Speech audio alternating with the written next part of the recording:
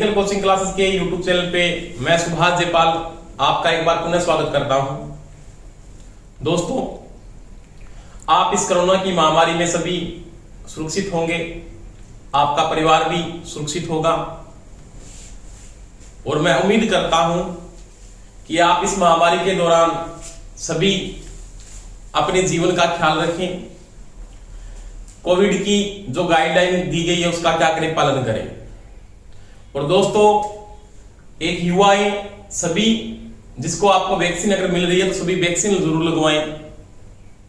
इतने भी आपके पास अपॉइंटमेंट आ रहे हैं कि वैक्सीन लगाने से ये हो जाता, कुछ नहीं होता दोस्तों। आप सभी वैक्सीन लगवाएं क्योंकि इसका अंतिम इलाज दवाई ही होगा। तो सभी गाइडलाइन की पालना करते हुए साथ साथ में क्या लगाएं, वैक्सीन जरूर लगाएं सभी। दोस्तों, अपने टॉपिक जो चल रहा था क्रैश कोर्स के अंदर अपने उसमें ऐसी थ्योरी पढ़ रहे थे। आज अपने जो टॉपिक पढ़ेंगे इसी थ्योरी में वो पढ़ेंगे शक्ति गुण। देखो,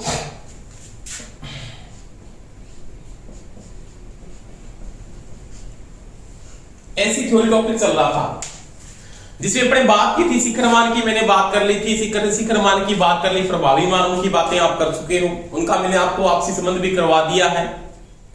आज अपने जो बात करेंगे फैक्टर में दो प्रकार के करवाए थे आपको, एक तो करवाया था पीक फैक्टर और एक करवाया था फार्म फैक्टर। आज अपने एक फैक्टर और पढ़ेंगे जिसमें पढ़ेंगे शक्ति गुण। किसके बारे में बात करेंगे दोस्तों? शक्ति गुण। शक्ति का मतलब था पावर और गुण का मतलब होता फैक्टर। गुण का मतलब होता फैक्टर, यानी पावर फैक्टर के बारे में पढ़ेंगे। शॉर्टकट में पीएफ लिखा जाता है। किसे लिखते हैं? पीएफ। पहली बात, इसे लिखने का प्रतीक क्या है? लिखने का प्रतीक होता है कोस फाई। कोस फाई से इसको दर्शाया जाता है। ये आपके पास शक्ति में सबसे इंपॉर्टेंट आता है, इसलिए डीसी के अंदर तो होता नहीं है। तो डीसी में अगर कोई पावर फैक्टर का मान पूछ लेता तो डीसी पावर फैक्टर का मान क्या होता है? एक ही होता है। क्योंकि जो पावर फैक्टर प्रभावित होता है ना, शक्ति गुण जो प्रभावित होता है वो लोड के अनुसार प्रभावित होता है। और मैंने आपको बता दिया है कि जो डीसी में भार काम करता है ना, डीसी में एक ही प्रकार का भार होता है। कौन सा भार होता है? डीसी का जो भार होता है या जो लोड होता है वो एक ही लोड होता है। कौन सा लोड होता है? डिस्ट्रीब्यूटिव लोड ही काम करता है। वहां पे इंडक्टिव और कैपेसिटिव लोड कार्य नहीं करते। ये इंडक्टिव लोड वहां पे मेंटेन नहीं होता है, कैपेसिटिव लोड वहां पे नहीं लिया जाता है। आप दो ही प्रकार के लोड, एक ही प्रकार का लोड लेके चलते हो दोस्तों। कौन सा लेके चलते हो? डिस्ट्रीब्यूटिव लोड लेके चलते हो। और डिस्ट्रीब्यूटिव लोड का सभी को पता है पावर फैक्टर क्या होता है, यूनिटी होता है या क्या होता है, इकाई होता है। तो डीसी में मैंने पावर फैक्टर की बात नहीं की थी। क्यों? इंडक्टिव और कैपेसिटिव लोड वहां पे से आपको मेंटेन नहीं करने होते। बहुत लोड आपके मेंटेन नहीं होगी, वहां पे एक ही लोड काम करेगा, ओनली डिस्ट्रीब्यूटिव लोड काम करता है। तो पहली बात मैं बात करता हूं पावर फैक्टर क्या है। तो पावर फैक्टर की डेफिनेशन में नॉर्मल बात क्या करते हैं, पहले आपको कला का पता होना चाहिए, फेज क्या होता है। जैसे मैं बात करता हूं, ये कोई भी एक ऐसी राशि है, कोई भी का मतलब हो सकता है धारा हो और या क्या हो, उसकी वोल्टेज हो। कोई भी ऐसी राशि का मतलब, यानी या तो धारा होगी या वोल्टेज होगी। उसके बदलते हुए मान के साथ चलना, ऐसे बदलते हुए मान के साथ चलना क्या कहलाता है दोस्तों? फेज कहलाता है। यानी कोई भी ऐसी राशि का बदलते हुए मान के साथ चलना क्या कहलाता? फेज कहलाता है, या उसको कला कहते हैं हिंदी। ये कला है या क्या? फेज है। अब यहां पे जो करंट फ्लो हो रहा है फेज के अंदर, तो वहां पे अपने को देख रहे हैं उसका एंगल क्या होता है या उसमें क्या मेंटेन करके चलते, वोल्टेज के साथ वो कैसे चल रहा है। यानी पावर फैक्टर क्या है? तो वो ये कहता है धारा व वोल्टेज के बीच बनने वाले कोण की कोज्या को शक्ति गुणक कहते हैं। शक्ति गुणक कहते हैं। यानी ऐसी परिपथों में धारा व वोल्टेज के बीच बढ़ने वाले कोण की कोजा को पावर फैक्टर या शक्ति गुणक कहते हैं। जैसे मैं बात करता हूं कला क्या है उसके भी मैंने बता दिया, कोई भी ऐसी राशि का बदलते मान के साथ चलना कला कहलाता है। पावर फैक्टर क्या है, धारा व वोल्टेज, जैसे मैंने एक बार ग्राफ की बात की, मेरे पास वोल्टेज का ग्राफ है, मान लिया ये V का ग्राफ है, इसके साथ मेरा ग्राफ एक और चल रहा है, किसका ग्राफ चल रहा है दोस्तों, करंट का ग्राफ चलता है, ये मान लिया इसका करंट का ग्राफ है, ऐसे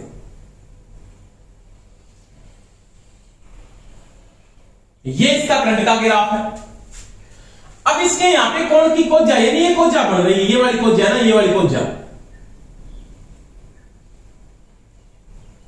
ये सेम बन रही है, यहां पे देखो ये कोजा, इसको अपने क्या बोलते हैं, कोस फाई, या क्या कहा जाता है, पावर फैक्टर कहते हैं। यानी ऐसी परिपथों में धारा व वोल्टेज के बीच बढ़ने वाले कोण की कोजा को पावर फैक्टर कहते हैं। यानी कितनी पावर मेंटेन करेगा सर्किट, वो इस पे भी डिपेंड करेगा, वो आपका पावर फैक्टर है। यानी ऐसी परिपथों में अगर ये साथ साथ होते ना तो कोण की कोजा मेंटेन होकर चलती, कहां पे कट रहे हैं, एंगल कितने डिग्री का वहां पे बढ़ रहा है, और वो एंगल किसके साथ जाएगा, कोस के साथ जाता है। ऐसी परिपथों में धारा व वोल्टेज के बीच बढ़ने वाली कोण की कोजा को क्या बोलते हैं, पावर फैक्टर। ये इसकी क्या है दोस्तों, कोजा है, क्या है, कोजा, जिसको अपने क्या बोलते हैं, पावर फैक्टर, या क्या कहते हैं, शक्ति गुण कहा जाता है।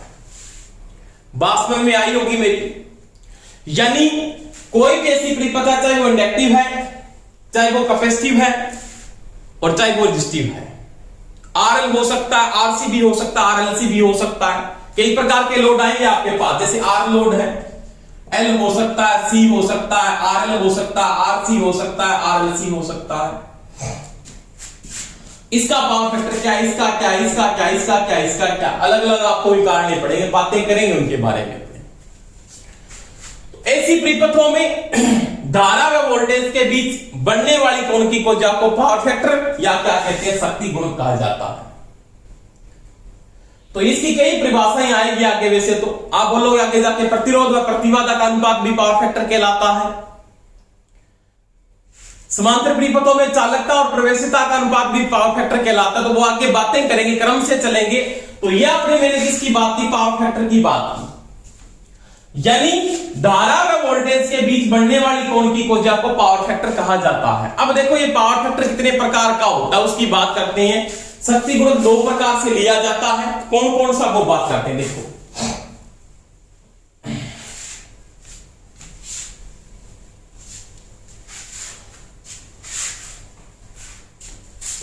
यानी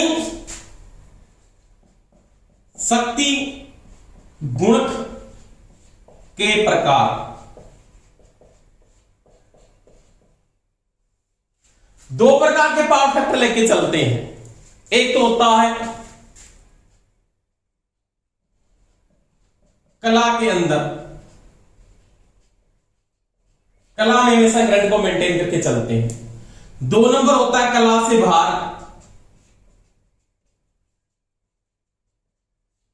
इसको बोलते हैं इसमें इनफेज, और इसको बोलते हैं दोस्तों आउटफेज।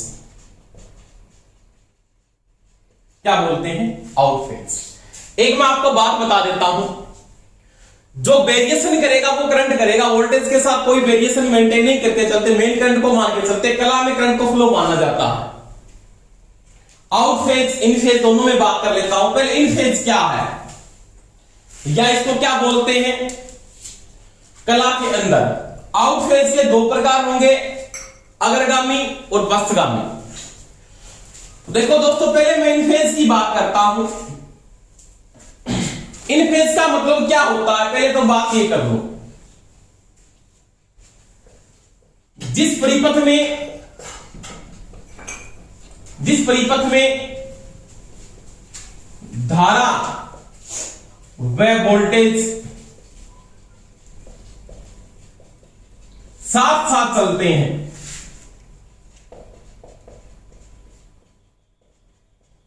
परंतु मान अलग अलग हो सकता है, मान अलग अलग हो सकता है या मान समान भी हो सकता है, मान समान भी हो सकता है। ये इसकी डेफिनेशन है, कोई समस्या नहीं है। जिस परिपथ में धारा व वोल्टेज साथ साथ चले या वोल्टेज और धारा साथ साथ चले, दोनों में तो कोई अंतर नहीं, कैसे बोल दूं चाहे मैं उसको। जैसे मेरे पास क्या होता है, ये सिस्टम बना हुआ है, इसका मैंने ये एंगल बनाया फेज का,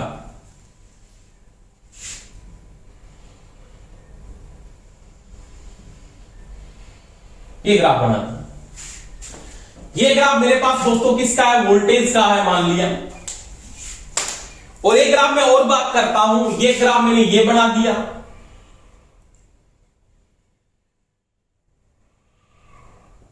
ये किसका है, ये धारा का है। साथ साथ चलते, देखो साथ साथ का मतलब क्या है, यहां पे पॉजिटिव नेगेटिव, यहां पे टाइम चल रहा है, समय के साथ इस दोनों का मान क्या है, जीरो है। आपकी धारा भी जीरो पे और वोल्टेज का मान भी किस पे, जीरो पे है। आपने 90 डिग्री पे नोट किया, यहां पे भी दोनों का मान क्या था, शिखर मान पे है, ये भी क्या आपने शिखर मान पे है। ये फिर 0 डिग्री पे है, ये भी क्या है, 0 डिग्री पे है। ये 270 डिग्री या 2π/3 पे है, तो ये भी 2π/3 पे है शिखर मान पर। यानी क्या कहता है कि धारा वोल्टेज समय के साथ साथ साथ चलते हैं। साथ साथ का मतलब शिखर मान पे भी साथ पहुंचते हैं, शून्य पे भी साथ पहुंचते हैं। और आपके पास मैं यहां पे बात करता हूं, 0 डिग्री पे दोनों साथ में थे, यहां पे क्या था, पाई डिग्री पे भी साथ में थे। यहां पे क्या था दोस्तों, ये था 3π/2 पे भी साथ में थे और 2π पे भी क्या थे, साथ में थे। यानी समय के साथ दोनों क्या चलते हैं, साथ साथ चलते हैं। परंतु क्या है, मान की मैं अगर यहां पे बात करता हूं तो मान इनका क्या असमान है। इस मैंने टाइम पे नोट किया, इस टाइम के ऊपर, तो इस टाइम पे इसका मान क्या था दोस्तों, अलग था, परंतु दोनों का एंगल एक ही था।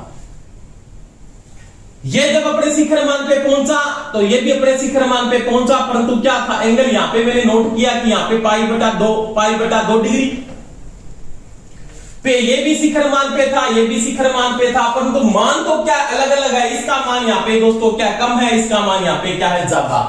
तो मान अलग अलग हो सकते हैं, परंतु दोनों का जो एंगल है वो समान हो सकता है। अगर वो 90 डिग्री पे शिखर मान पे पहुंचता तो वो भी 90 डिग्री पहुंचे। जैसे मैं एक बात उदाहरण देता हूं कि आपके पास एक मोटरसाइकिल है,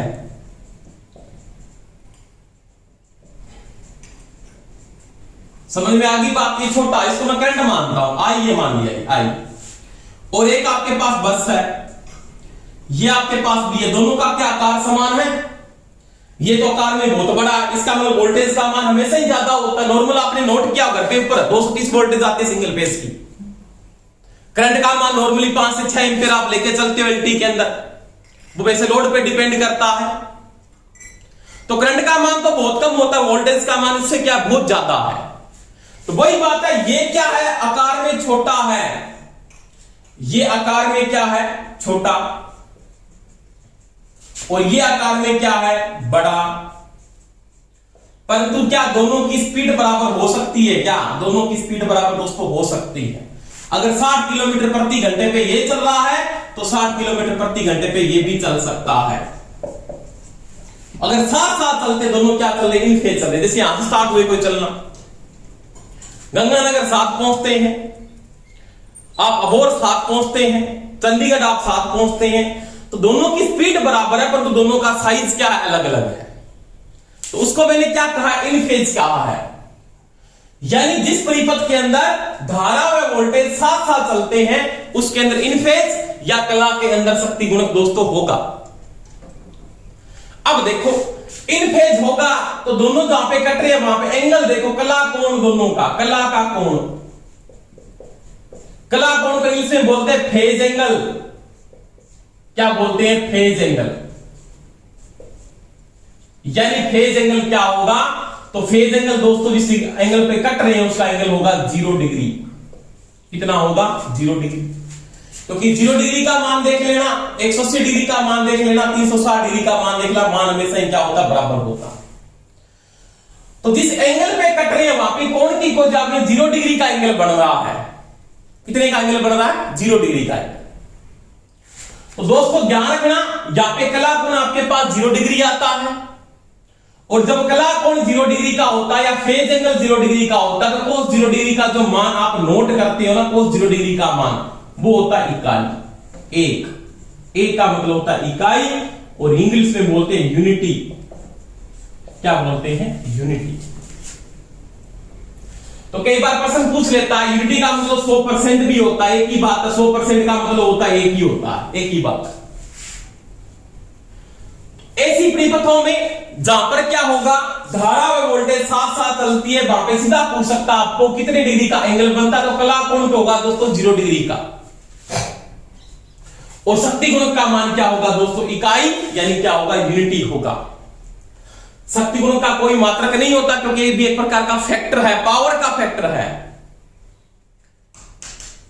तो देखो इस प्रकार का परिपथ कौन सा है जहां पे धारा वोल्टेज क्या चलते हैं और साथ साथ चलते हैं, तो वो दोस्तों कौन सा होता है? शुद्ध प्रतिरोधी परिपथ, जिसको बोलते हैं प्योर रेजिस्टिव परिपथ। क्या बोलते हैं? प्योर, जो एसी और डीसी पे क्या करता है? समरूप व्यवहार करता है। आपको सीधा पूछ सकता है वो प्रश्न में, कैसे कि शुद्ध प्रतिरोधी परिपथ में धारा वोल्टेज के बीच में एंगल होता है, तो आप आंसर क्या दोगे? 0 डिग्री का होता है। उसका पावर फैक्टर क्या है? उसका पावर फैक्टर 1 होता है। अब एंगल पूछ रहा है या पावर फैक्टर पूछ रहा है? दूसरी बात, ये लोड अगर आपके पास नहीं है तो कौन सा परिपथ हो सकता है एसी का? तो एसी का शुद्ध प्रतिरोधी परिपथ हो गया या एसी का अनुनादी परिपथ। एसी का अनुनादी, या इसको बोलते हैं रेजोनेंस। क्या बोलते हैं? रेजोनेंस। तो सीरीज का भी हो सकता है और किसका हो सकता है? पैरेलल का भी हो सकता है। रेजोनेंस का मतलब क्या होता है आगे बातें करेंगे। वैसे तो एक्सल का मान किसके बराबर हो जाता है? एक्सी का। ये मैं आगे समझाऊंगा आपको एक्सल क्या है, एक्सी क्या है, कहां से आता है, कैसे आता है। प्रेरक प्रतिकार्यता संधारित्र प्रतिकार्यता के जब बराबर हो जाती है तो उसमें क्या बोलते हैं? इसको रेजोनेंस बोलते हैं या बोलते हैं अनुनादी परिपथ एसी का। और उस समय भी कला कोण कितनी डिग्री का होता है? 0 डिग्री का। और पावर फैक्टर का मान क्या होता है दोस्तों? यूनिटी होता है या 1 होता है। अब देखो ये तो मैंने साइन वेव में दिखा दिया, कई बार वेक्टर दिखाता है। इसका वेक्टर कैसे बना होता है? तो इसका वेक्टर दोस्तों ऐसे बनता है,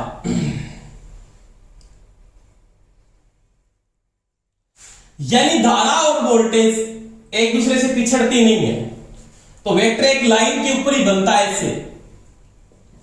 आई और बी का वेक्टर एक लाइन के ऊपर ही चलते हैं, यानी इस प्रकार से अगर वेक्टर को बना देता तो ये इन फेज का वेक्टर है, एन फेज का। और कई बार ऐसे बना देते हैं तो कोई समस्या नहीं है, ऐसे बना दिया तो एक ही बात है, लाइन के ऊपर चल रहे हैं और मान क्या है? अलग अलग। ऊपर बनाने का मान वोल्टेज का मान ज्यादा है, करंट का मान कम है, परंतु चल साथ साथ में रहे, दोनों साथ साथ में चलते हैं। तो ये इन फेज का वेक्टर है। पूरा जब टॉपिक पढ़ेंगे ना रेजिस्टिव परिपथ तो पूरा समझ में आएगा। इन फेज का वेक्टर है, ये किसका है? इन फेज का वेक्टर। तो ध्यान रखना दोस्तों, एसी परिपथों में धारा और वोल्टेज के बीच में जब दोनों साथ साथ चलते हैं तो इन फेज पावर फैक्टर होगा। भार कौन कौन से हो सकते हैं? दोनों के दोनों मैंने यहां पे आपको समझा दिए। कला कोण क्या होगा? 0 डिग्री का होगा। कोस की वैल्यू क्या होगी? इकाई या पावर फैक्टर का मान क्या होगा? इकाई या यूनिटी होगा, या उसको बोलते हैं 100% पावर फैक्टर होता है। जो अधिकतम पावर फैक्टर का मान होता है वो 1 ही होता है, उससे कम आएगा एंगल के साथ। चाहे पावर फैक्टर आप कितना ही बढ़ा दो, एंगल कितना ही बढ़ा दो, परंतु जो आपके पास मान आएगा वो इकाई से ज्यादा कभी इसका नहीं आ सकता। किस में आ सकता है? प्योर रेजिस्टिव परिपथ में, या किस में आ सकता है? इसी का अनुनादी परिपथ वो हो सकता है। तो ये मैंने बात इन फेज की। इसके बाद देखो 2 नंबर बात करते हैं अपने आउट फेज।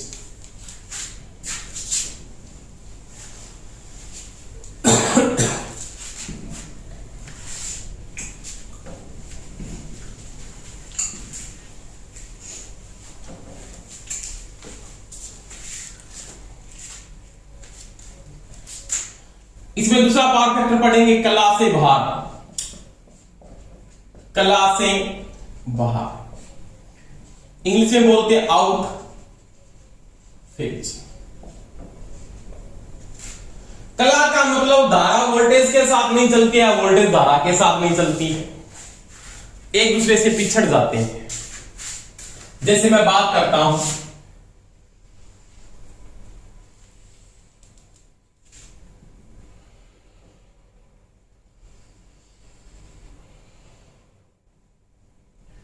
ये साइन वेव है वोल्टेज की, मैंने दिखा दिया किसकी, वोल्टेज की वेव बना दी।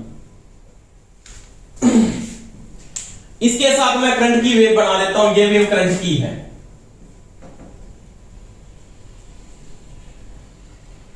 ये वेव, अब देखो इसको पीछे लेके आते हैं तो पूरा आप ऐसे ले सकते हो इसको पीछे।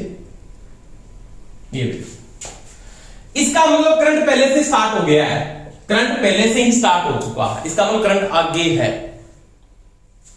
इस परिपथ में करंट आपका क्या आगे है, और वो क्या कहता है, वोल्टेज को पिछड़ चुकी है, वोल्टेज पिछड़ चुकी है, धारा क्या आगे है। ऐसे भी बोल सकते हैं कि जिस परिपथ के अंदर, जिस परिपथ में, जिस परिपथ में, जिस ऐसी परिपथ में धारा व वोल्टेज एक दूसरे से पिछड़ जाते हैं, उसमें आउट फेज शक्ति गुणक या पावर फैक्टर होता है। यानी जिस ऐसी परिपथ में धारा वोल्टेज साथ साथ न चल के एक दूसरे से पिछड़ जाते हैं, या तो वोल्टेज आगे हो जाती है या धारा आगे हो जाती है, उस परिपथ में आपका आउट फेज या कला से बाहर पावर फैक्टर होता है। कला के साथ वोल्टेज नहीं चल रही, यानी करंट है वो वोल्टेज के साथ नहीं चलता है, कोई आगे है और कोई क्या पीछे है, उसे बोलते हैं आउट फेज। अब ये दो प्रकार से पिछड़ सकते हैं। आउटफेज के दो प्रकार हैं, कौन कौन से? आउटफेज की मैं बात की पहले मैंने, आउटफेज क्या आपको पता होना चाहिए, जिस ऐसी परिपथ में धारा वोल्टेज साथ साथ न चल के दूसरे से पिछड़ जाते हैं उसको आउटफेज या कला से बाहर शक्ति गुणक कहा जाता है। जिसके दो प्रकार हैं, कौन कौन से उनकी बात करता हूं। पहले इसमें बात आई कला से बाहर का, तो पहला बात आएगी, पहले टॉपिक में जो बात करेंगे उसको बोलेंगे अपने, इसका पहला पार्ट पढ़ेंगे अग्रगामी। अग्रगामी शक्ति गुणक, अग्रगामी के दो तीन नाम हैं। इंग्लिश में क्या कहा जाता है, leading, leading power factor, leading power factor. Hindi में कई बार इसको बोलते हैं धनात्मक शक्ति गुणक। ध्यान रखना दोस्तों, पावर फैक्टर मीटर के ऊपर कभी लैगिंग और लीडिंग अगर नहीं लिखा होता तो वहां पे प्लस माइनस लिखा होता है। आप एनर्जी मीटर में कभी भी रीडिंग को नोट कर लेना, अगर उसमें रीडिंग प्लस में आती है तो उसका मतलब ये पॉजिटिव पावर फैक्टर दे रहा है। इसका मतलब तो ये क्या है, लीडिंग है। क्या है लीडिंग, जैसे बोला 0.09, इसका मतलब लीडिंग पावर फैक्टर है। और इसका मतलब क्या है, इसका मतलब क्या होगा, लैगिंग या पश्चगामी होता है। तो पहले मैंने बात क्या की, अग्रगामी की बात की या लीडिंग की बात करता हूं, तो जिस परिपथ के अंदर क्या होगा, धारा आगे होती है, धारा आगे है, वोल्टेज क्या होती है, पिछड़ जाती है। जैसे बात करेंगे ऐसा कब हो सकता है, क्यों हो सकता है, रीजन क्या बात करेंगे, जब सर्किट आएंगे तो बात करें, अभी बात करूंगा। देखो जिस परिपथ में, जिस ऐसी परिपथ में, जिस ऐसी परिपथ में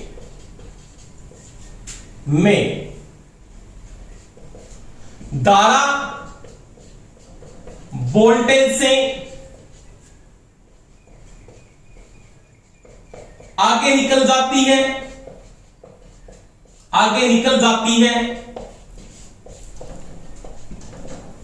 या वोल्टेज धारा से पिछड़ जाती है, पिछड़ जाती है। एक ही बात, दोनों में कोई डिफरेंस नहीं है। आगे कौन है? करंट आगे, वोल्टेज क्या है? पीछे है। जिस परिपथ में धारा वोल्टेज से क्या होती है? आगे होती है। धारा आगे है, यहां पर वोल्टेज क्या है? पिछड़ चुकी है। जैसे मैंने बात की थी अभी कि मोटरसाइकिल का साइज तो कम है पर उसकी स्पीड बस से ज्यादा हो सकती है।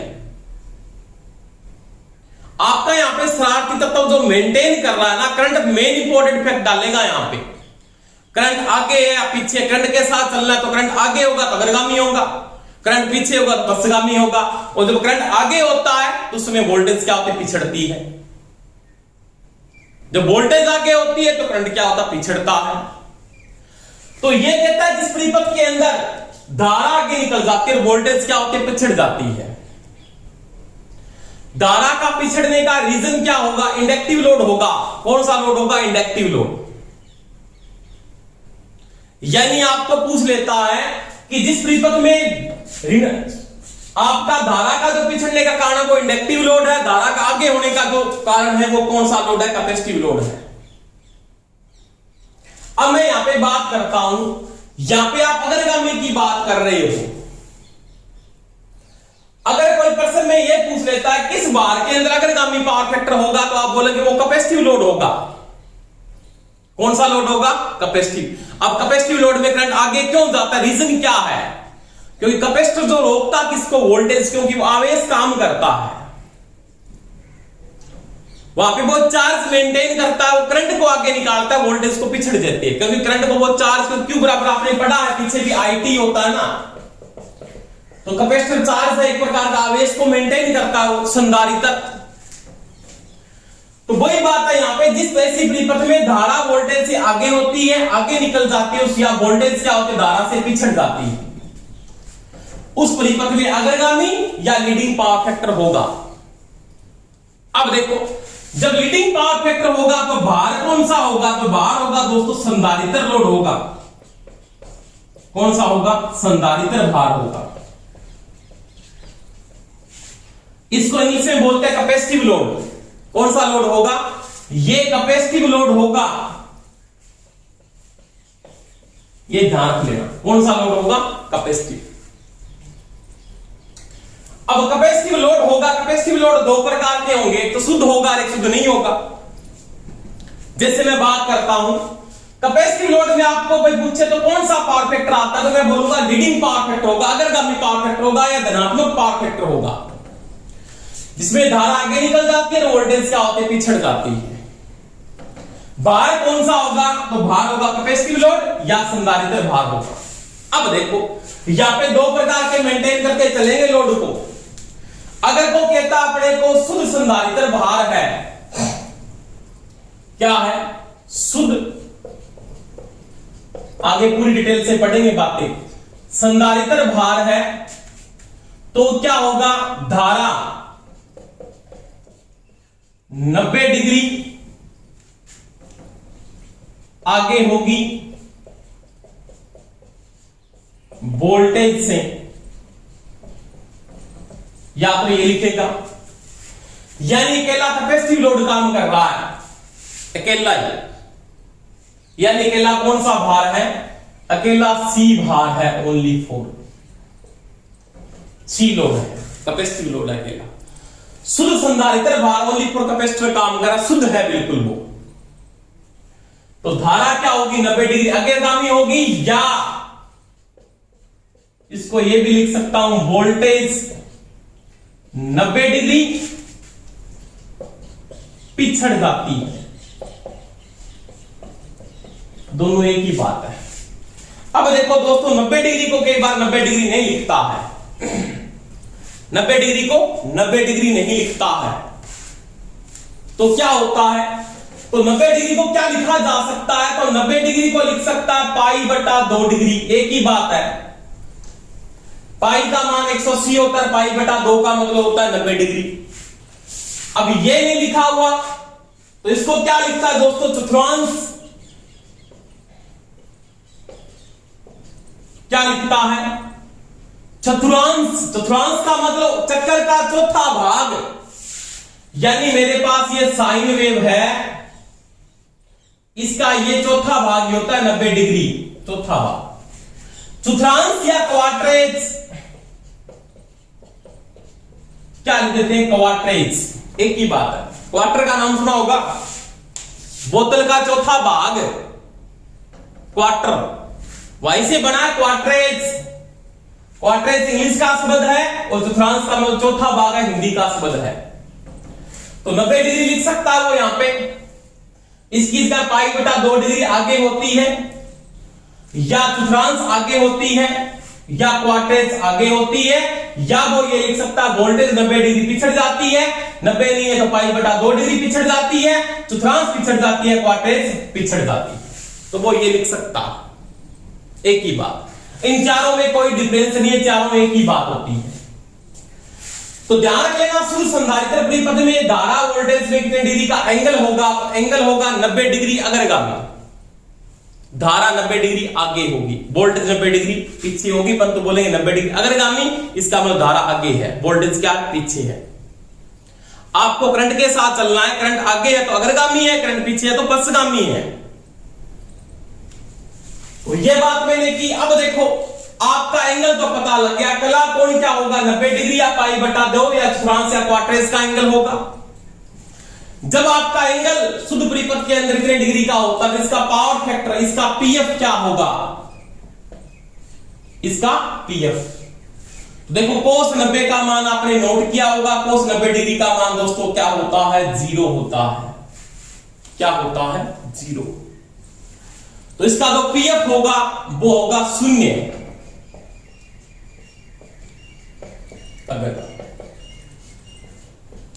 ये पूरा कॉन्सेप्ट लिखना, 0 अग्रगामी लिखना, जैसे ऑप्शन दे दिया आपको, कंफ्यूज मत हो जाना।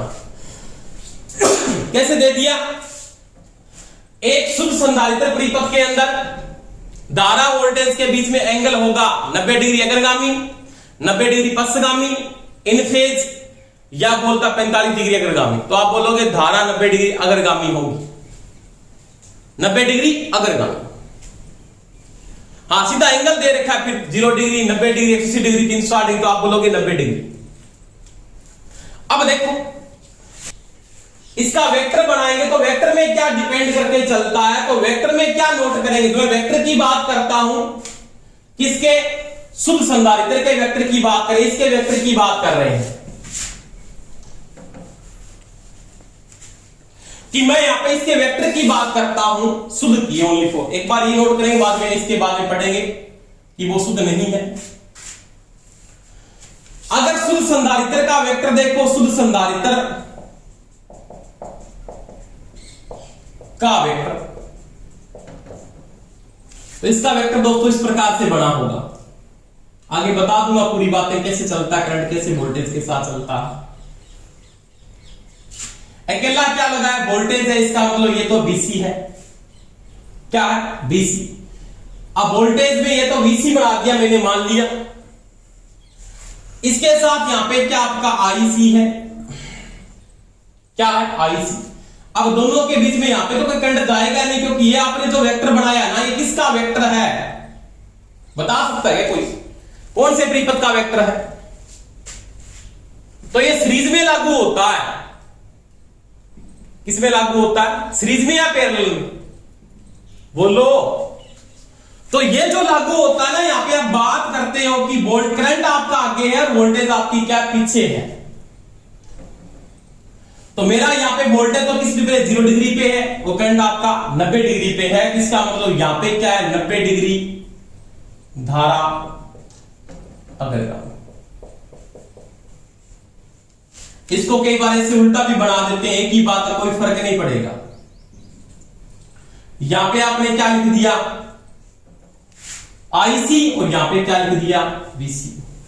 ये मैं तो सीरीज पैरेलल कराऊंगा तो इसके वेक्टर समझ में आ जाएंगे आपके, क्योंकि जैसे ऐसी के सीरीज परिपथ पढ़ोगे तो उसका वेक्टर अलग बनता है। यहाँ पे सीरीज का कौन सा, पैरेलल का कौन सा, जब टॉपिक पढ़ेंगे तो समझ में आ जाएगी। पूरी बातें मैं समझा दूं कॉन्सेप्ट में कि ये सीरीज का है, ये सीरीज का है, ये पैरेलल का, ये पैरेलल का। अब की आवाज समझ में नहीं आता, आगे पढ़ेंगे टॉपिक इसके क्रम से। एक बार बता रहा हूं, तो यहाँ पे भी क्या है, धारा किस पे है, धारा 0 डिग्री प्लस पे है, और ये 90 डिग्री क्या है, माइनस पे। इसका मतलब माइनस छोटा होता है, 0 डिग्री क्या होता है, बड़ा होता है। इसका मतलब इसमें भी वेक्टर क्या है, बिल्कुल सही है। ये भी 90 डिग्री अग्रगामी का है। क्या है 90 डिग्री अग्रगामी। अब देखना पड़ेगा सीरीज का कौन सा है, पैरेलल का कौन सा, वो बताऊंगा बातें। तो ये दोनों वेक्टर आपके पास आ सकते हैं शुद्ध के अंदर। अगर शुद्ध संधारित्र त्रिपथ है तो धारा 90 डिग्री पिछड़, धारा 90 डिग्री सॉरी अग्रगामी होगी और वोल्टेज 90 डिग्री पश्चगामी होगी, यानी वोल्टेज पिछड़ जाती है और धारा अग्रगामी होती है। तो ये मैंने किसकी बात की दोस्तों, आपके शुद्ध संधारित्र त्रिपथ की बात की, किसमें, आपके लीडिंग पावर फैक्टर के अंदर। अब देखो अगर वो शुद्ध संधारित्र त्रिपथ नहीं है तो उसकी बात करते हैं। अग्रगामी पढ़ रहे हैं पहले अपने,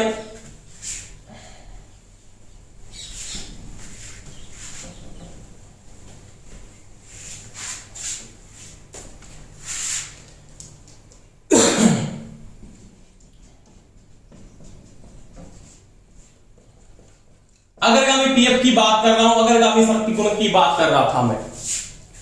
अब मैंने कहा बाहर है ना वो आपके पास अशुद्ध संधारित्र त्रिपथ है, अशुद्ध संधारित्र त्रिपथ है, यानी अकेला कैपेसिटर काम नहीं करा, उसमें और भी काम कर सकता है। जैसे इसको मैं लिख सकता हूं ये आरसी त्रिपथ है, अशुद्ध का मतलब आरसी त्रिपथ है। कौन सा त्रिपथ है, आरसी, शुद्ध नहीं इसमें आर का मान पाया जाता है तो आरसी त्रिपथ होगा।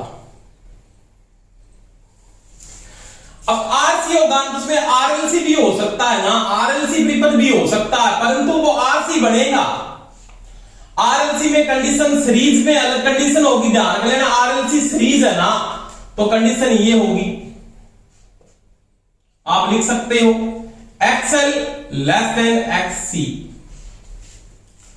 ये होगी कंडीशन, या इसमें कंडीशन ये होगी आपकी BL ग्रेटर देन BC। आगे समझाऊंगा बातें ये क्या होता है।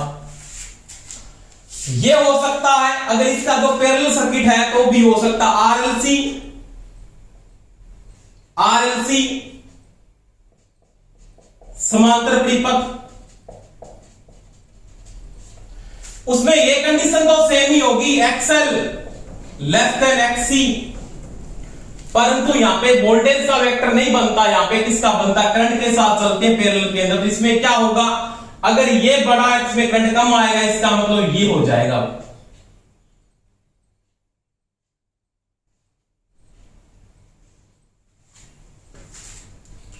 सॉरी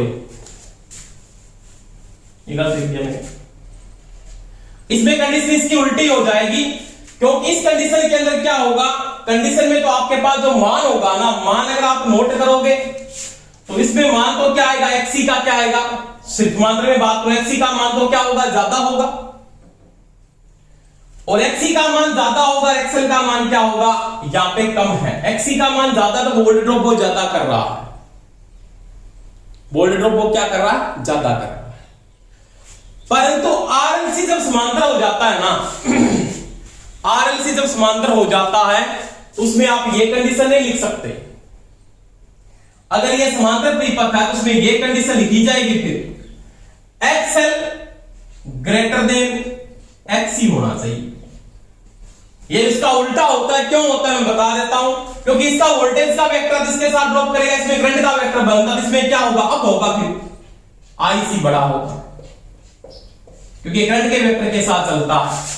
आईसी जरा तभी होगा जब ये छोटा होगा, तो क्या आगे पढ़ेंगे ना, आईसी बराबर क्या होता है, V बटा एक्सी, यही होता है। ये कम होगा तो ये ज्यादा होगा, तो ये उल्टा होता, थोड़ा ध्यान रखना, आगे समझा दूंगा पूरी बातें आपको, ये आगे डीपली तरीके से पढ़ेंगे, मैं बता दूंगा एक एक कॉन्सेप्ट आपको। और ये सीरीज पैरेलल का ध्यान रखना, उल्टा होता है, इसमें आरसी त्रिपथ हो सकता है, आरएलसी हो सकता है, आरएलसी ये भी हो सकता है, कंडीशन ये लागू होगी जो आगे बात करेंगे। इसमें क्या होता है, बीसी तभी बड़ा होगा जब क्या होगा, आई इंटू एक्सी हो जाए। तो यहां पे मैंने एक्सी को ज्यादा किया है, क्योंकि वोल्टेज क्या रहती है, यहाँ पे समान रहती है, धारा तो बराबर होती है, यहाँ पे वोल्टेज समान रहती है, धारा क्या होती है, अलग अलग होती है। तो मैं बात करूंगा ये दोनों त्रिपथ में, आपको डिटेल से समझाऊंगा आगे, इसमें कंफ्यूज मत हो जाना, ये दोनों अलग अलग चीजें हैं, करेंगे बात आगे, कोई समस्या नहीं। अब देखो ये कंडीशन आती है ना, तो उसमें पावर फैक्टर क्या होगा, अग्रगामी होगा, क्या होगा, अग्रगामी। परिपथ को क्या बोलेंगे? कैपेसिटिव परिपथ होगा। ये कौन सा होगा? कैपेसिटिव। अब देखो ये कैपेसिटिव परिपथ है, शुद्ध तो है नहीं, ये कौन सा नहीं है? शुद्ध तो नहीं है ये, तो इसका मतलब ये अशुद्ध है। शुद्ध होता तो ओनली फॉर क्या होता? कैपेसिटिव होता, धारा वोल्टेज के बीच में एंगल 90 डिग्री का होता। अब देखो, अब मैं यहां पे अगर बात करता हूं तो इसका जो कला कोण, किसकी बात करें? इसके कला कोण की बात करें तो इसका जो कला कोण जो होगा ना, वो 0 डिग्री से अधिक वह 90 डिग्री से कम धारा अग्रगामी होगी या 0 डिग्री से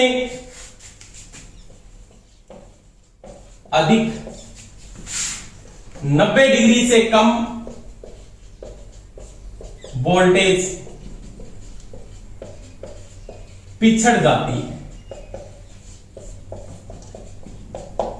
ये कंडीशन, यानी एंगल होगा वो 0 डिग्री से और 90 डिग्री के बीच का एंगल बनेगा। कोई भी एंगल बन जाए, 0 से 90 डिग्री के बीच का एंगल बनेगा। 90 नहीं होगा, 90 होता तो किस में चला गया? शुद्ध संधारित्र हो गया। और 0 होते क्या हो गया? शुद्ध रेजिस्टिव हो गया। दोनों के बीच में आएगा, इसका मतलब आरसी क्या आएगा? दोनों के बीच में। ये आरसी के प्रकार मैंने करवाए हैं, आगे बढ़ेंगे तो आरएलसी आ जाता है तो उसमें कंडीशन ये लागू होगी तो वो आरसी परिपथ बन जाता है। इसको बाद में आरसी बोलते हैं क्योंकि आरसी की भांति काम करता है। और ये कंडीशन मैं समझा दूंगा आगे आपको। अब देखो ये कंडीशन में आपके पास कला कोण, इसका पावर फैक्टर क्या होगा? इसका पीएफ क्या होगा? तो इसका पीएफ क्या होगा?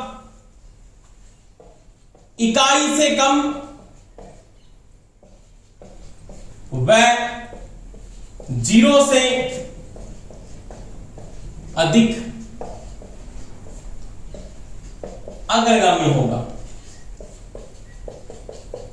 यानी जो शक्ति गुणक का मान आएगा ना, वो इकाई से तो कम आएगा और 0 डिग्री, 0 से डिग्री से नहीं, 0 से क्या होगा? ज्यादा होगा। जैसे मान लिया 0.7 हो गया, 0.8 हो गया, 0.9 हो गया। प्लस का मतलब धनात्मक आता है, इसका मतलब क्या? लीडिंग है। तो ये मैंने दोस्तों किसकी बात की? अग्रगामी शक्ति गुणक की बात की। लीडिंग किसमें होता है? आरसी परिपथ में और सी परिपथ में। सी के बारे में समझा दिया, आरसी के बारे में समझा दिया। अब जब इसके वेक्टर की बात करते हैं, अगर आप इसके वेक्टर की बात करो ना, तो इसका वेक्टर भी 2 प्रकार से बनेगा, दोनों में अलग अलग बता दूंगा मैं यहां पे। इस प्रकार का वेक्टर बना होगा, आई आगे होगी और बी क्या होगा? पीछे। ये थीटा एंगल होगा, धारा अग्रगामी है। इसको ऐसे भी बना दे, उल्टा भी बनेगा, बातें करेंगे आगे। यहां पे क्या होगा? आई होगा और यहां पे क्या होगा? बी। ये थीटा है, दोनों एक ही बात है। ये वेक्टर है, वेक्टर आरसी, धारा वोल्टेज के बीच का वेक्टर ऐसे बनेगा। ये कैसे बनते आगे डीपली समझ में आएगा, फुल डिटेल साथ साथ में आप एक बार नोट जरूर कर लेना है। तो ये मैंने दोस्तों लीडिंग पावर फैक्टर की बात की। किसकी बात की? लीडिंग की बात की। इसके बाद दोस्तों बात करेंगे पश्चगामी शक्ति गुणक। ये मैंने लीडिंग पावर फैक्टर की बात की, पूरा डीपली आप नोट कर लेना साथ साथ में। अब एक्सल एक्सी वाला समझ में नहीं है, टेंशन मत लेना इसकी कोई भी। आपको आगे जब तक इसके सर्किट पढ़ेंगे ना, एक एक टॉपिक कॉन्सेप्ट में समझ में आया, कोई दिक्कत नहीं होने वाली आपको। एक एक चीज बताऊंगा मैं आपको, धारा क्यों आगे जा रही है, धारा वोल्टेज क्यों पीछे जा रही है, रीजन क्या है, उसकी बातें करेंगे। इसके बाद इसका सेकंड बात कर रहे हैं पश्चगामी शक्ति गुणक, जिसको बोलते हैं lagging power factor, lagging PF, या इसको बोलते हैं हिंदी में शुद्ध में ऋणात्मक शक्ति गुणक कहते हैं, ऋणात्मक शक्ति गुणक। अब देखो पहले तो ये होता है क्या, उसके बारे में बात कर लेते हैं।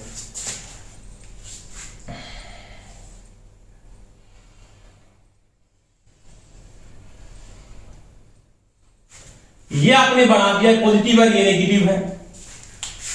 अब वही बात है,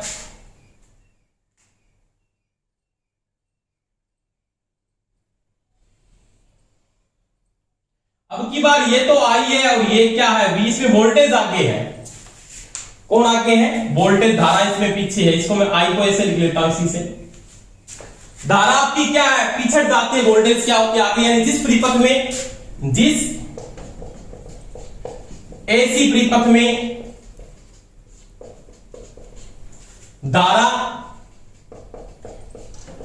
वोल्टेज से पिछड़ जाती है या वोल्टेज धारा से आगे होती है, आगे होती है,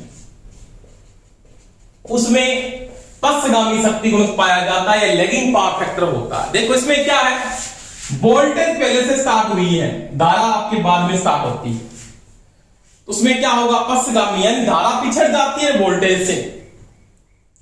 तो इस प्रकार का भार होगा, उसको कौन सा भार बोलेंगे, प्रेरकीय भार होगा। वो कौन सा भार होगा दोस्तों, प्रेरकीय भार, जिसको इंडक्टिव लोड बोलते हैं। कौन सा बोलते हैं, इंडक्टिव,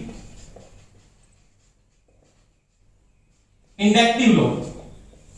कौन सा लोड होगा, इंडक्टिव या प्रेरकीय भार होगा, यानी जिसमें क्या होगी, धारा पिछड़ जाती है, वोल्टेज क्या होती है आगे, उसमें कौन सा पावर फैक्टर पाया जाएगा, पक्षगामी या ऋणात्मक। पिछड़ने का मतलब धारा पिछड़ जाती है, धारा आपकी पीछे होती है, वोल्टेज आपकी क्या होती है, आगे होती है, एक ही बात है इससे। तो परंतु आप धारा के साथ जाओगे, पावर फैक्टर जब लिखोगे तो धारा क्या होगा, अगर पीछे है तो पावर फैक्टर क्या होगा, पक्षगामी, धारा आगे है तो पावर फैक्टर क्या होगा, अग्रगामी। आपको ये याद रखना, धारा साथ है तो इसका मतलब इन फेज या कला के अंदर है, इसमें धारा पिछड़ रही है, वोल्टेज क्या आगे है। अब देखो यहां पे प्रेरकीय भार होगा वो।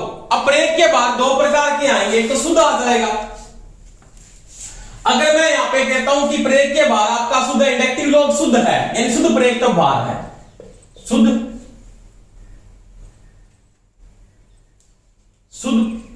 प्रेरक परिपथ है, यानी प्योर इंडक्टिव परिपथ है ये। एक तो ये होगा, एक होगा ऐसे, उसमें आरएल पढ़ेंगे, तो उसमें क्या होगा, धारा 90 डिग्री पिछड़ जाती है, पिछड़ जाती है वोल्टेज से, या वोल्टेज 90 डिग्री आगे होती है धारा से, एक ही बात। अब 90 डिग्री को मैंने बताया था, 90 डिग्री को क्या लिख सकता है वो, 90 डिग्री को लिख सकता है पाई बटा 2। ये ध्यान रख लेना, प्रश्न पूछा था बुकी वाले सेक्टर के अंदर, वहां पे पाई बटा 2 ऑप्शन दिया था उसने, चतुर्थांश या क्वाड्रेंट, एक ही बात है। ये मैंने समझा दिया पिछली वाले टॉपिक में आपको। अब देखो धारा क्या होगी, 90 डिग्री पिछड़ जाती है, वोल्टेज 90 डिग्री आगे हो, तो दोनों में से एक ही बात लिखेगा वो कि शुद्ध प्रेरकीय परिपथ में धारा वोल्टेज के बीच में एंगल हो, तो वो बोल सकता है धारा 90 डिग्री पिछड़ जाती है, वोल्टेज 90 डिग्री आगे होती है, एक ही बात है। अब देखो जब क्या होगा, 90 डिग्री का कला कोण होगा, कला कोण क्या है, 90 डिग्री पक्षगामी है, क्या है, 90 डिग्री पक्षगामी है। और जब कोस 90 डिग्री होता है ना, तो उसका मान आता है 0। तो 0 क्या होगा, पक्षगामी पावर फैक्टर होगा इसका, 0 पक्षगामी। यानी शुद्ध प्रेरकीय परिपथ का जो पावर फैक्टर होता है वो कितना होता है, वो 0 पक्षगामी होता है, या 0 बोल सकता है। अगर वहां पे दिया 0 पक्षगामी, 0 अग्रगामी, 0, तो आप बोलोगे 0 पक्षगामी, सही उत्तर। तो उसका जो पावर फैक्टर का मान होगा या पीएफ होगा उसका, तो वो क्या होगा दोस्तों, 0 पक्षगामी होगा। तो ये मैंने किसकी बात की, शुद्ध प्रेरकत्व की। अब इसके वेक्टर की बात करें, वेक्टर, तो मैंने यहां पे एक बात की थी कि बाहर कौन सा होगा, तो बाहर या शुद्ध प्रेरकत्व होगा, या इसमें भी क्या हो सकता है, वो शुद्ध प्रेरकीय भार होगा, यानी शुद्ध इंडक्टिव लोड होगा। इसका मतलब अकेला एल भार है, एल प्रेरकत्व को लिखा जाता है, उसमें न तो आर काम कर रहा है न उसमें सी काम कर रहा है। उसका जो वेक्टर बात करता हूं, तो वेक्टर में ये बना सकते हो आप दोनों ही, ये सीरीज पैरेलल में जब समझाऊंगा तो पूरी बात समझ में आएगी। यहाँ पे V होगा और यहाँ पे दोस्तों होगा I, ये 90 डिग्री, 90 डिग्री पथ से कम। चाहे इसको ऐसे बना लेना और चाहे इसको ऐसे भी बना सकता है।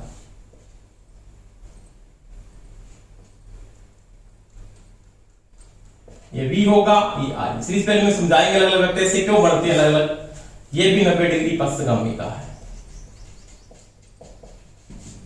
और ये किसमें पाया जाता है, तो ये जो वेक्टर है ये शुद्ध प्रेरकत्व का है। किसका है, शुद्ध प्रेरकत्व का।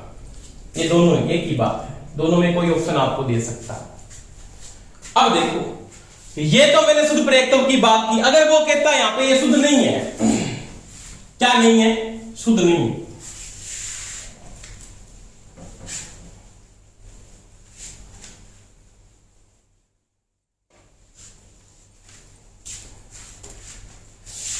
इसमें ये बोलता है, अपने बात करें पश्चगामी की, पश्चगामी पीएफ की। अगर ये अशुद्ध प्रेरकत्व परिपथ है, अशुद्ध प्रेरकत्व परिपथ है। अशुद्ध प्रेरकत्व का मतलब दोस्तों क्या होता है, ये आरएल परिपथ है। कौन सा है, आरएल। आरएल हो सकता है आरएलसी, सीरीज परिपथ भी हो सकता है। कंडीशन मैं बता दूंगा दोनों की दोनों आपको। आरएलसी समांतर परिपथ भी हो सकता है इसके अंदर, परंतु वो इसकी भांति काम करेगा, दोनों के दोनों भांति, इसकी भांति हो जाना चाहिए। परंतु उसमें कंडीशन ये होनी चाहिए इस अवस्था में, इसमें तो क्या होना चाहिए, एक्सएल ग्रेटर देन होना चाहिए एक्सी से। अगर ये होगा इसके साथ ये भी होगा। बीसी ग्रेटर देन होगा किससे, बीएल से। आगे बताऊंगा बातें पूरी, इसमें बात करूंगा ना मैं, इसमें दूसरे वाले में बात करता हूं। अब ये अगर आर से समांतर परिपथ है तो उसमें कंडीशन फिर इसकी उल्टी हो जाती है, एक्सएल लेस देन एक्सी, ये होगा। और उस समय क्या होगा, I L greater than I C होगा। ये भी ध्यान रखेंगे, कैसे आता मैं बताऊंगा सारी बातें, आपको टेंशन मत लेना। आरएल से सीरीज परिपथ है तो ये कंडीशन साथ में होनी चाहिए तो वो आरएल बनेगा। आरएल से समांतर परिपथ है तो कंडीशन फिर ये होनी चाहिए, फिर वो आरएल बनेगा। अब इस अवस्था में क्या होगा, धारा वोल्टेज से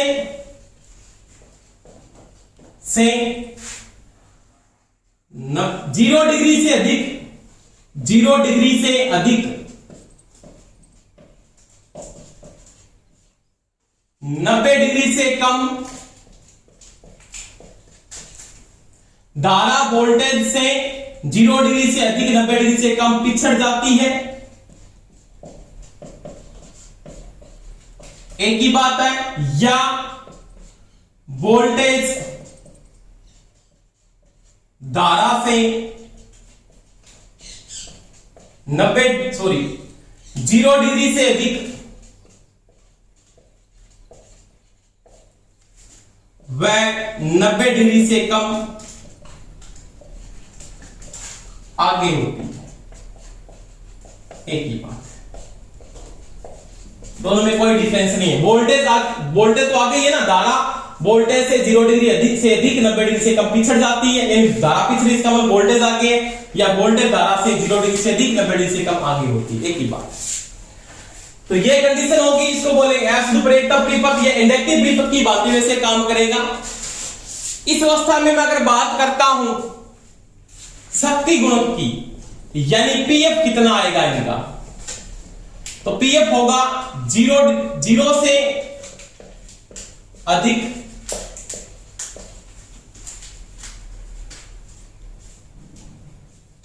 0 से अधिक और इकाई से कम पश्चगामी। क्या होगा, पश्चगामी। वेक्टर बनाएंगे तो इसका तो वेक्टर देखोगे आपका इस प्रकार का, इसका फेजर या वेक्टर बना होता है, तो वेक्टर इसका ऐसे बनेगा। एक तो ऐसे बन जाएगा, ये दोनों समझा दूंगा मैं आगे आपको कैसे बनते हैं। यहां पे आपका V होगा, यहां पे होगा I, ये थीटा एंगल। एक इसका ये होगा, इसका उल्टा, यहां पे भी आगे है, आई पिछड़ रहा है, फिर भी थीटा है, एक ही बात है। तो ये दोस्तों मैंने किसकी बात की, पश्चगामी पावर फैक्टर की बात की, लैगिंग पावर फैक्टर की, और वो परिपथ कौन सा माना जाएगा, इंडक्टिव परिपथ बोलते हैं। अगर वो शुद्ध है तो क्या होगा, 90 डिग्री होगा, अगर वो अशुद्ध है तो वो क्या होगा आपके पास, उसका जो मान आएगा वो 90 डिग्री से क्या होगा, कम, और 0 डिग्री से क्या होगा, ज्यादा होगा। तो ये अपने दोस्तों बात की पावर फैक्टर की, आज बाकी अपने नेक्स्ट क्लास में पढ़ेंगे। धन्यवाद दोस्तों। क्लास अच्छी लगी हो तो सभी लाइक जरूर किया करो और सभी शेयर किया करो। Best of luck. धन्यवाद।